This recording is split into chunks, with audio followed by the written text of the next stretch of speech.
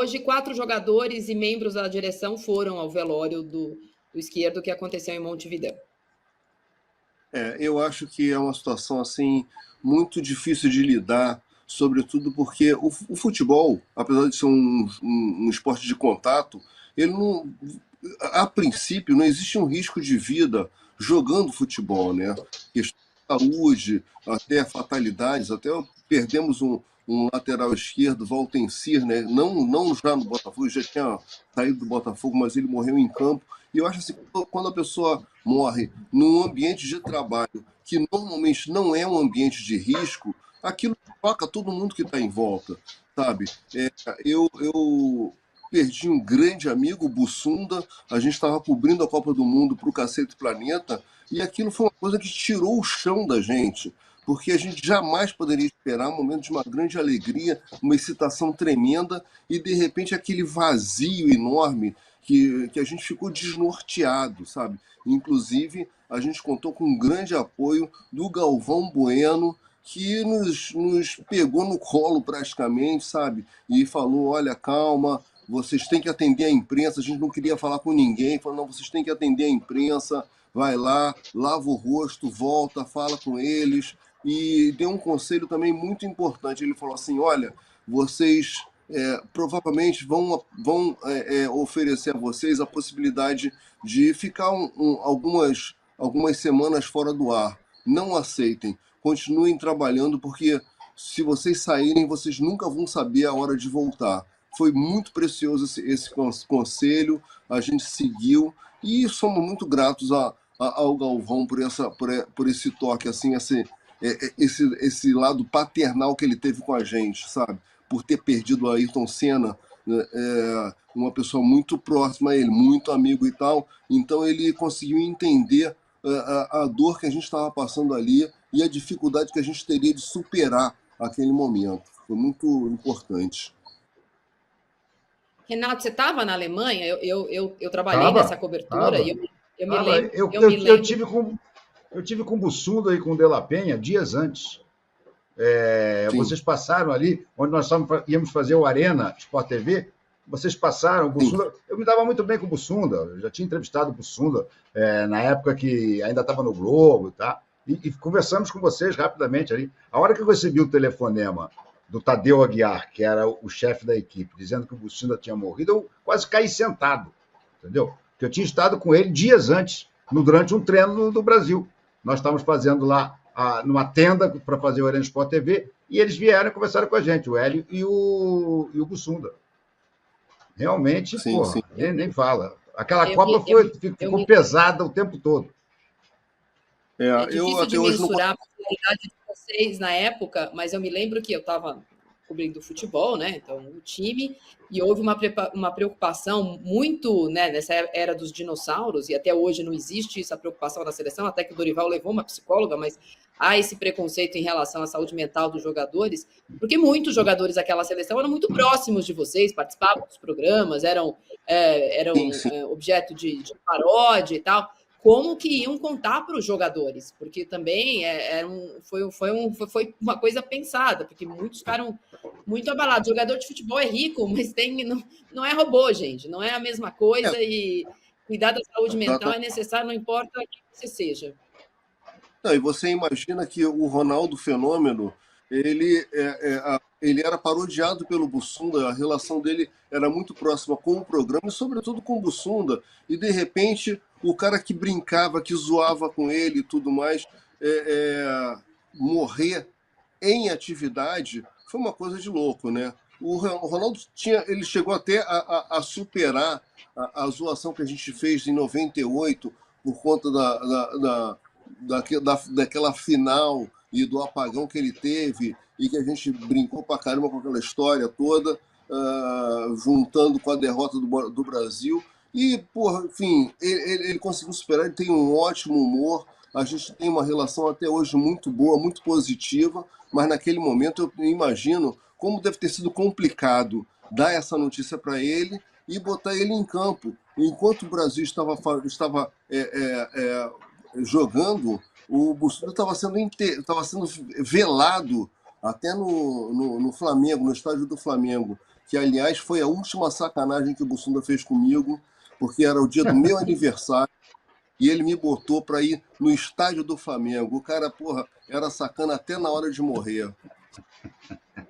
Ô, gente, a gente tá... Marília, deixa eu só falar, vocês estão falando do Bussunda, sempre que falam do Bussunda, meu história, e acho que a maior homenagem que a gente pode fazer a ele é tentar rir, né, das coisas que ele deixou pra gente, o legal. Entrevista, alguém entrevistando o Bussunda. Bussunda, qual foi o lugar mais esquisito que você já fez amor? Resposta, Brasília. Ué, eu conheço com São Paulo. Eu conheço com São Paulo. São Paulo. É que a gente é paulistano, então a gente fala Brasília. Tá vendo como a gente não é revanchista? A gente não fala Rio, a gente fala Brasília. Olha só, agora chegou a minha hora de sacanear com vocês. Porque aqui haverá o vestibular da Marilinha. Tem que levantar a mãozinha para responder uma pergunta muito simples. Quem vai explicar em 30 segundos para a nossa audiência a nova primeira fase da Champions League? Valendo! Nem vi o sorteio, para ser sincero. Todo mundo estudou, está todo mundo entendendo como é a Champions League. O maior campeonato de tudo. Como não? Não estudaram?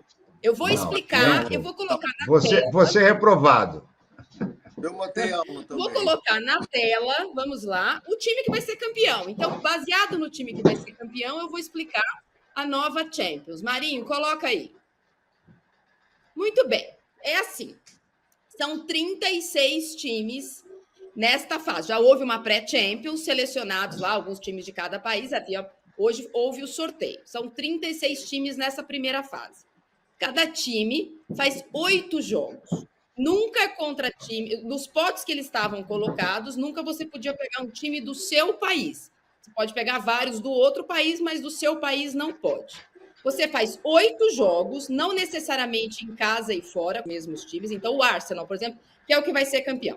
Começa agora em setembro, 17 de setembro. Joga com o Paris Saint-Germain em casa, depois de 15 dias joga fora com o Inter de Milão, depois com a Atalanta em casa, com o Shakhtar Donetsk fora, com o Dinamo em casa, com o Sporting fora, com o Mônaco em casa e com o Girona fora. É a primeira fase de pontos corridos, porém nem todo mundo joga com todo mundo. Os 8 melhores dos 36, o Arsenal vai ser o primeiro, já vão direto para as oitavas. Do 9º ao 24º, então 16 times farão playoffs. E aí nesse playoff sai mais 8 do playoff, os 8 mais bem colocados na fase de pontos corridos vão para as oitavas de final a partir de fevereiro. Então, tem gente que vai fazer jogos mais difíceis. Depois do sorteio, ficou parecendo que o Real Madrid não se deu muito bem, mais ou menos, mas todo mundo que estava no pote 1 só podia pegar 2 times do pote 1. Então, quanto pior o time, mais times melhores. O Arsenal estava no pote 2.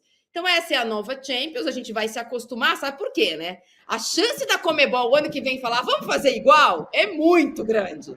Ah, mas vamos fazer mais jogos? Vamos, que é muito legal. Vamos copiar eles? Vamos, porque é super legal parecer europeu.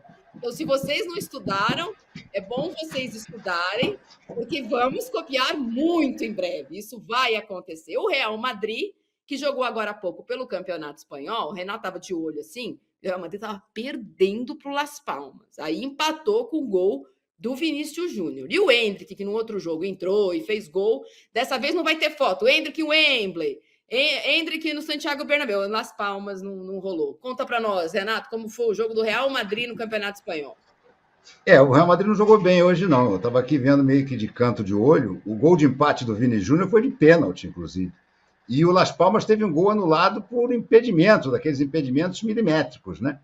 Mas que o VAR deles, que é bom, que não tem linha, que é aquele que mostra o corpo dos 2 jogadores como numa projeção, tá? Mostrou o impedimento. E o Endrick entrou no lugar do Vini Júnior e entrou muito mal hoje. Muito mal, afobado. Esse é um dos chutes que ele dá, que ele chuta na lua. Depois tem uma outra bola que dão para ele na cabeçada, ele cabeceia no céu. Ele hoje realmente não parecia nem de longe aquele Endrick que a gente conhece do Palmeiras. E o Endrick do próprio Real Madrid, que entrou outro dia e fez o gol. Outra vez ele entrou no lugar do Mbappé. Eu acho que o Mbappé não deve ter gostado muito, reclamou, e hoje o Ancelotti botou ele no lugar do Vini Júnior, que também não saiu com uma cara de muitos amigos, não. Mas a verdade é que ficou 1-1, que é um péssimo resultado para o Real Madrid, e o Endrick realmente foi muito mal hoje. Hoje é daqueles jogos para esquecer. Acho que o mais importante desse jogo, né, desse começo de campeonato espanhol, De La Penha, foi uma declaração ontem do Vini Júnior, né, porque a gente tem, aparentemente, existe um bode expiatório do racismo na Espanha, e esse bode expiatório é o Vinícius Júnior, que combate, não foge da luta. E ele, pela primeira vez, porque o Real Madrid está demorando para entrar na briga, hein, disse que nesse começo de temporada que há um pacto dos jogadores do Real Madrid que, em caso de manifestações racistas contra eles, sairão de campo. Norma que deveria ser aplicada pelo juiz da partida, já que essa é uma recomendação. Sabe aquelas recomendações da FIFA que não adiantam nada? Se bater na mão e na coxa não é, se bater na coxa e na orelha é. Essa é uma recomendação que o juiz deveria ouvir. Racismo acabou o jogo. Mas essa, pelo menos o Real Madrid, parece que dessa vez vai. Até que enfim, o Real Madrid se conscientizou da gravidade desse assunto, da gravidade desse tema. Eu tinha a impressão assim, de que pessoas brancas, dirigentes brancos se reuniam e falavam: isso não tem tanta importância assim, uma vez que não afetava eles, entende?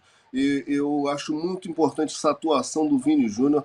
Acho, inclusive, que o Vini Júnior ele tem assim, a atuação dele como cidadão acaba contribuindo, inclusive, para que as pessoas tenham uma outra visão dele até em campo, e a ideia de o Vini merece uma bola de ouro. Tá, ele joga bola, mas eu acho que somava muito também o Vini cidadão, a postura dele antirracista, que eu quero ver como é que vai se comportar o Endrick, que tem volta e meia dar umas derrapadas nesse assunto e prefere meio ficar de fora. Vamos ver se ele vai somar forças ao Vini Júnior ou vai fingir que não é preto.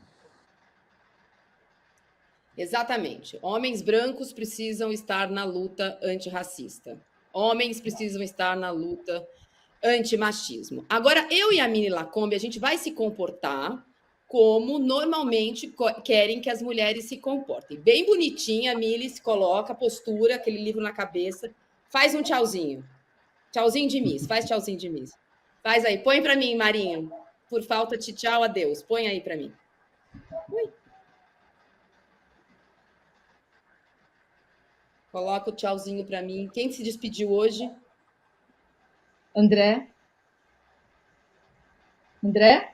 Wesley. Não, Wesley se despediu em texto oficial e o André também embarcou para a Inglaterra. Então, você faz duplo tchauzinho de Miss. Não, mais reta, Mili Lacombe. Vai. Tchauzinho de Miss. Wesley, André hoje veio despedido. André e Wesley. Wesley se despediu, foi para o time do... Deixou o Yuri Alberto para jogar com o Cristiano Ronaldo. Hoje venho me despedir do clube onde cresci, vivi a maior parte da minha vida. Até aqui não existe palavras para descrever o que foi o Esporte Clube Corinthians. Só tenho a agradecer por tudo que vivi nesses 9 anos de clube. Lembro-me da primeira vez em que entrei no Parque São Jorge, comecei a treinar ao longo da minha trajetória. E aí tem todo um texto sobre o que é, né? A gente falou agora um pouco de jogador não ter sentimento. O menino que está saindo aqui lembra o que demorou, o que fez ele virar um jogador de futebol, que virou um jogador de futebol de muitos zeros depois. O Corinthians, nessa situação, não pode nem pegar o dinheiro, porque o dinheiro está bloqueado na justiça, para entregar para o empresário. Mas o que importa aqui é o jogador. É isso que a gente faz no Brasil. A gente forma o jogador, entrega de bandeja, porque não adianta essa identificação que um jogador tem, o próprio clube, ele precisa ir embora. Aqui ele não consegue ficar. Mili, faz 2 tchauz aí, André e Wesley. Sim, porque é o seguinte, gente, são histórias muito diferentes, né? O Fluminense conseguiu segurar o André. O André também teria saído sem deixar uma história no Fluminense. Ficou muito perto disso. E o Fluminense segurou. O Mário Bittencourt e a diretoria seguraram o André. E ele foi campeão da Libertadores. Quem faz esse passado? Né? Quem constrói esse passado? Ele teria ido embora sem esse título. O Fluminense teria ganho a Libertadores sem ele? Não sei, foi um dos melhores, né? Então, assim, às vezes o vínculo vale mais do que o dinheiro, a carreira, o sucesso, a comissão desse ou daquele que ganham com a venda do jogador, né? Manter o jogador, às vezes, é uma história bonita. Então, são histórias muito diferentes. Eles saem no mesmo dia e deixam histórias muito diferentes.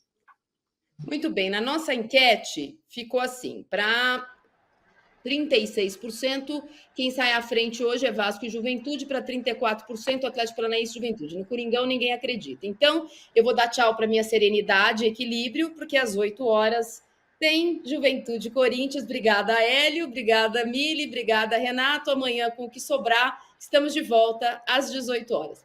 Tchau. Qual?